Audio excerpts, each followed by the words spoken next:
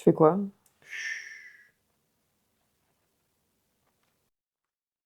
Non mais, en fait, il paraît que si tu dis 3 fois le nom de Pécresse devant un mégaphone, hop, elle apparaît. Et là, tu as tout ce que tu veux. Tu as chauffage, les plafonds, ils sont refaits et tu as même un petit porte-clés du conseil régional. Pécresse! Pécresse! Dans un lycée de Seine-Saint-Denis, les travaux de la région, et qu'est-ce qu'on trouve? Monsieur Blanquer, s'il vous plaît, accordez-nous une interview au calme. Savez-vous, j'ai laissé dans la voiture. Des paquets d'heures qui n'étaient pas sérieusement remplacés. Si vous voulez pas la faire ici. Bonjour, bienvenue dans Contrôle Surprise. Aujourd'hui, sortez les tournevis, les marteaux, les pelles. On va parler marouflage, plomberie, isolation. Plafond qui s'effondre, fenêtre qui tombe, sécurité incendie qui tombe en panne, rats, inondation. Ouais, c'est plutôt ça. Ouais.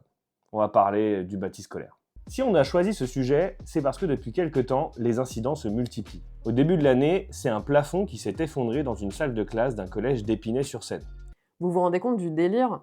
T'es là, tu dois interroger Jonas sur sa leçon, et en même temps, tu dois jeter des petits coups d'œil pour vérifier que ton plafond tombe pas. Et c'est souvent méconnu du grand public, mais dans le 93, et ailleurs en France aussi, on doit parfois faire cours dans des conditions qu'on pourrait qualifier de... Merdique. Ah ouais? Ah ouais, bien merdique même. Bah merdique. Le 26 février 2024, une grande partie des personnels, parents et élèves du 93 en ont marre et se mettent en grève pour demander des moyens humains et matériels. Ils demandent un plan d'urgence de 358 millions d'euros pour enseigner dans de bonnes conditions, genre avoir du chauffage, des lumières, plus d'1 an de manifestations, de piquets, d'audiences. On a même fait une reprise de Louise Attaque en manif, mais bon, on peut pas vous diffuser à cause des droits. Donc bon, si jamais Louise Attaque passe par là, un petit mail quoi. Alors, pourquoi ce mouvement? Quelles sont les réalités des conditions d'enseignement?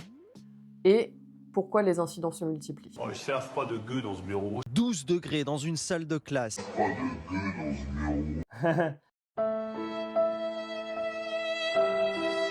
Depuis les lois sur la décentralisation de 1982, ce sont les collectivités locales qui sont chargées de la gestion des locaux scolaires.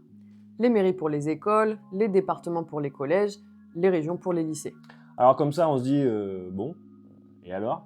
Mais en fait, c'est un sacré bordel. Tout ça est très politique et parfois les collectivités n'arrivent pas à se mettre d'accord.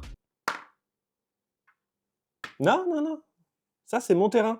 Tu construis pas ton préau sur mon terrain. Des interlocuteurs différents qui investissent différemment entre les territoires. Le lycée magnifique, je crois que la noblesse des matériaux utilisés va permettre d'offrir à toute la communauté scolaire un cadre apaisé pour pouvoir travailler. C'est beau, c'est tout mignon, il y a carrément des Macs et une salle de sport. Et on vous passe la liste à la fin qui dure 2 heures pour dire vous avez vu tout ce qu'on a investi dans la région? Bah oui, il est où le problème alors? Pourquoi tous ces gens ils manifestent depuis 1 an là? Fenêtre impossible à fermer, dalle du plafond qui s'effondre. L'eau s'infiltre absolument partout et inarrêtable. Puis là, cette rentrée d'avril où les deux conseillères principales d'éducation se retrouvent avec le plafond de leur bureau effondré, leurs ordinateurs baignant dans de l'eau. Aïe, non, ça faut pas montrer, non. Récemment, on a parlé du lycée Paul-Éluard de Saint-Denis. Donc là, c'est carrément la commission de sécurité qui dit que s'il n'y a pas de travaux dans les 6 mois, ça ferme. C'est réglé. Un lycée qui a déjà connu plusieurs incidents ces dernières années. Que répond la région face à ça? Le premier argument c'est pas moi, c'est la faute des usagers. On dirait pas la défense d'un élève un peu? Voici ce que disait par exemple le vice-président d'Île-de-France. C'est pas parce qu'on met des vidéos spectaculaires sur les réseaux que non seulement ça avancera plus vite, il faut quelquefois avoir simplement des réunions de travail pour poser les choses, des visites sur place pour poser les sujets sur la table. Et puis, il ne faut pas tout mélanger, ce qui relève des fois du comportement des usagers. Lorsqu'il y a des dégradations, c'est qu'il y a des personnes qui ont dégradé. J'avais envie de dire lol en fait. Les conditions dans lesquelles on travaille nous rappellent tous les jours à quel point nos élèves et nous-mêmes sommes méprisés. On appuie sur des interrupteurs, on se prend une châtaigne. C'est ça, la réalité de ce lycée. On arrive dans des salles de classe, On ne sait pas si on est en sécurité. Le deuxième argument de Valérie Pécresse, c'est « j'ai hérité d'une situation déjà très compliquée et j'investis plein de milliards ». Le plan d'urgence que nous avons concocté pour les lycées avec 5 milliards d'investissements est sur les rails. Vous savez que nous avions hérité d'une situation dramatique avec 200 lycées vétustes, 21 000 places manquantes. Ça fait 9 ans qu'elle est présidente de la région Île-de-France. 9 ans. Donc, l'argument de « j'hérite d'une situation », c'est quand même difficile à tenir. D'après un audit, sur 465 établissements, 150 sont toujours considérés comme vétustes. 6 milliards d'euros ont été crédités pour les réparations, mais les travaux se font attendre. Dans les collèges, la situation n'est pas mieux. On a déjà évoqué le cas de Roger Martin Dugard, mais il y a des situations qui peuvent être plus graves. Un accident dramatique avec une fenêtre qui est tombée sur un personnel de direction au collège Joliot-Curie de Stein. Tout ça en plus quand dans le même temps, un audit révèle les défaillances du département dans la maintenance des collèges. Beaucoup de nos interlocuteurs expriment le ressenti d'une logique curative et provisoire de rafistolage, cache-misère, sans traitement de long terme, avec des interventions de maintenance pas ou peu efficaces, des malfaçons générant de nouveaux dégâts, peu de contrôle sur le service fait, pointe l'audit. On peut ajouter aussi des problèmes de chauffage un peu partout. Moi, par exemple, je fais cours entre 12 et 14 degrés. Le record, c'est même 10 degrés. C'est pas possible. Il fait au moins 8000. Et là, vous vous dites, non, c'est pas possible, c'est illégal. Eh bah si, c'est possible, parce que c'est à l'appréciation de l'administration. Et bon, bah l'administration, 10 degrés, elle se dit, oh, ça va.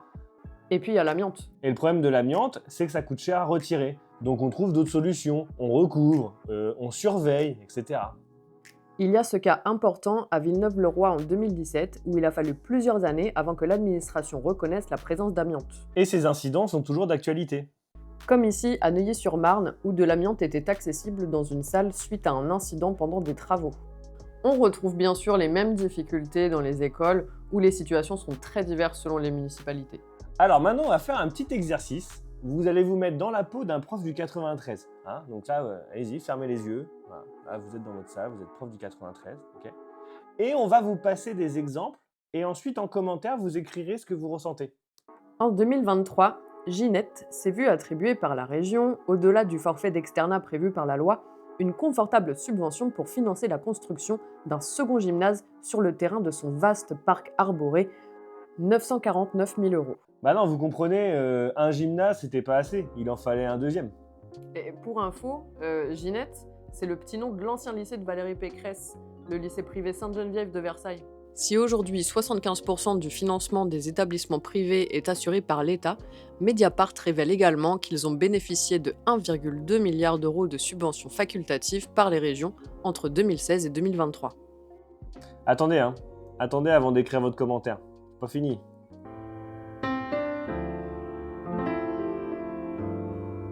Je suis heureux de vous accueillir à Stan.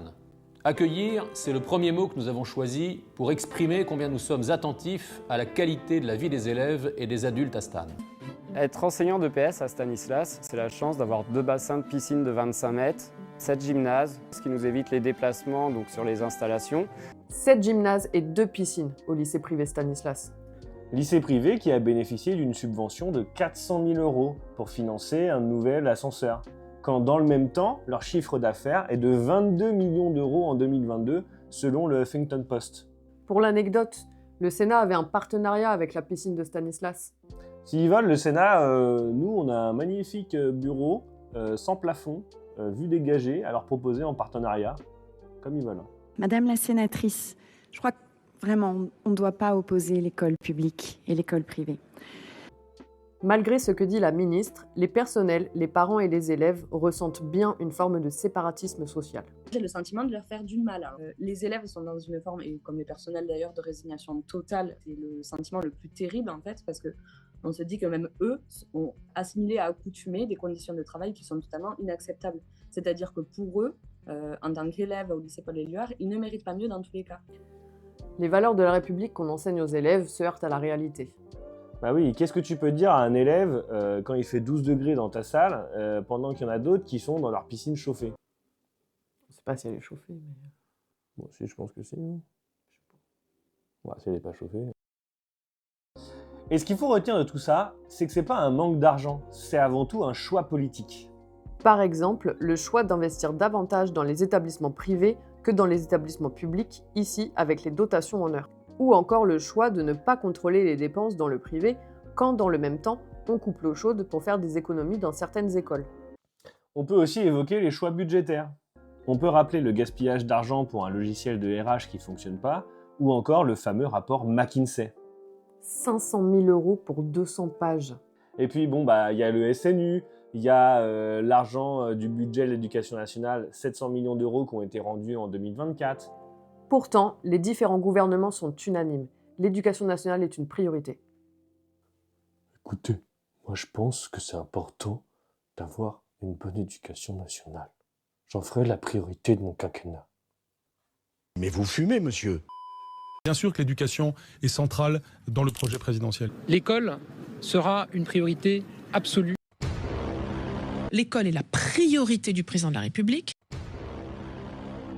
L'école, voilà qui restera la priorité. L'éducation nationale, c'est la priorité.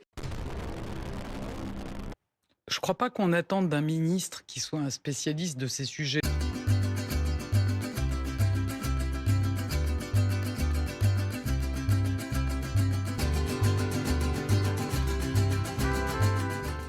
Voilà, nous on se quitte et on se dit à bientôt pour un nouveau contrôle surprise.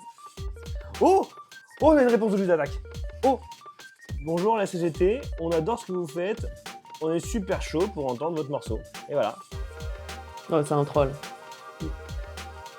Bah, comment tu sais? Louise Arnac. Ah. Bah, ils ont peut-être changé de nom, non?